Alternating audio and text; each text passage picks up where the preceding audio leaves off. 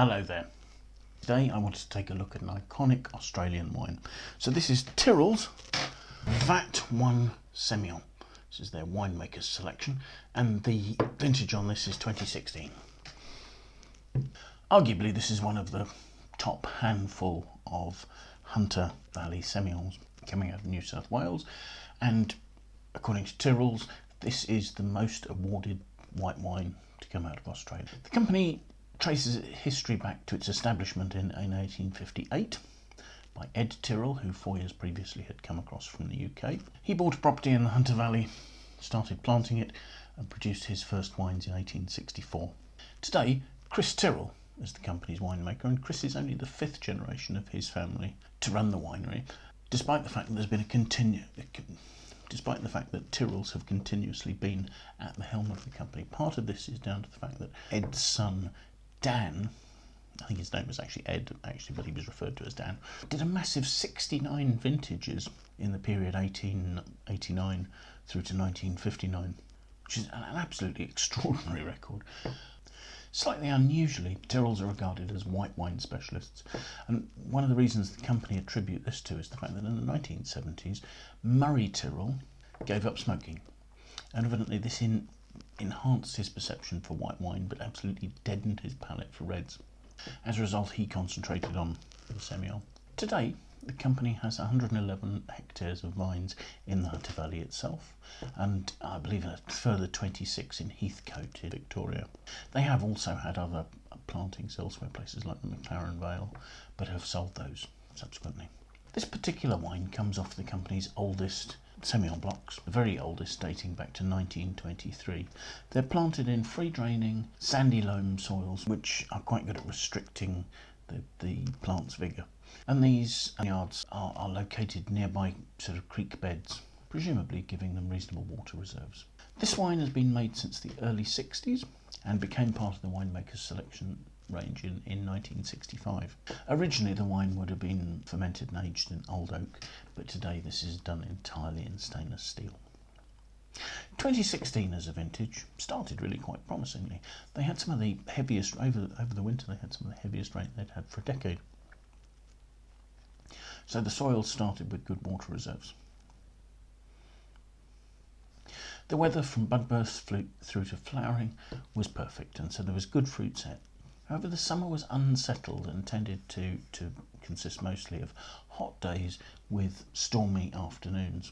The weather, however, did sort of settle down in the second half of January and enabled harvesting to go ahead in ideal conditions. This particular wine was picked between the 30th of January and the 2nd of February. Everything had to be hand-picked. That's pretty normal for Semillon. It's a large grape and doesn't take very well to being machine harvested. Picking went on in the early morning, so it was cool, so that the fruit wouldn't be damaged by excessive oxidation in the heat of the day. Careful selection went on in the vineyard, and when the fruit reached the winery, it was lightly crushed. As I say, fermentation went on in stainless steel tanks. That was done at relatively cool temperatures, so quite a slow ferment to try and retain aromatics. The wine then aged very briefly in stainless steel, and it was bottled on the 28th of June in 2016. So spent minimal time aging on its lees and saw absolutely no oak whatsoever. So this is the classic style of Hunter Valley Semillon. It only has 11% alcohol because picking is done relatively early to retain good acidity. And this is a style that is designed to age in the bottle. So this 2016 is a later release to demonstrate the wine with some bottle age. So let's have a look at it, shall we?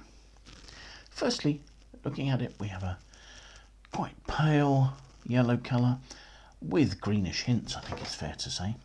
If I swirl it, the wine is labelled as 11% alcohol, so unsurprisingly, I mean, yes, it is just showing some tears, but they're not particularly heavy or rapid to appear. Let's see what we make of the aromas, shall we?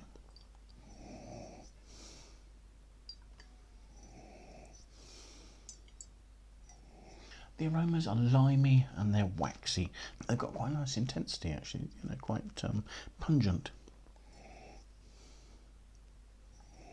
There are perhaps some top notes of, some mineral top notes, sort of wet stone, that sort of indication of some kind of fermentation aroma.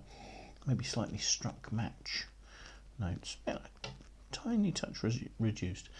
Let's have a taste, shall we?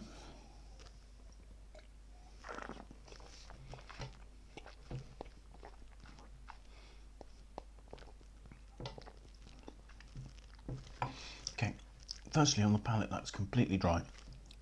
Secondly, there's a lovely crisp acidity. Crisp, fairly tart. I'm assuming malic acidity has been retained in this wine. Beyond that, you've got this sort of light to medium bodied note. The fruit is a sort of a waxy lime character. And just over the top of it, as we had with the nose, there's this sort of struck match minerality, sort of slight note of whetstones, etc. And I suppose it's just starting to show a little bit of a sort of a toastiness that almost looks like the wine's been in oak, and yet we know it hasn't. The alcohol, perfectly in balance. I mean, the fruit is to the fore. There's nice freshness that carries that liminess through to the finish and gives it a nice long, fine, elegant, quite focused, minerally, limey finish. I think this is a wine that still has a certain amount of time to develop. It's already 7 years old. But actually, I think probably another 5 or 6 years would allow this to develop more honeyed notes, more waxy notes, and the toasty notes that development in bottle can produce. Currently, it's got a good freshness, a sort of a leanness, and this really nicely focused limey fruit. I should have said there are sort of touches of lime blossom on the mid palate and on the finish, just sort of giving slightly more perfumed elements. I think that's a wine with lovely intensity, fabulous acidity, so that's going to age really well. Real character, good intensity of flavour, and the ability to age. I like the fact that it's only 11% alcohol, because it does that and yet manages to deliver plenty of flavour and plenty of interest. This is clearly an exciting quality wine, so I'd certainly suggest looking at that one Semillon. In fact, I think this style of Hunter Valley Semillon really deserves much more recognition than it gets. I think it's one of the more exciting styles of Australian white wine. If you've enjoyed the tasting, it would be fantastic if you could press the like button. Do please consider sharing it with your friends if you think they'd be interested.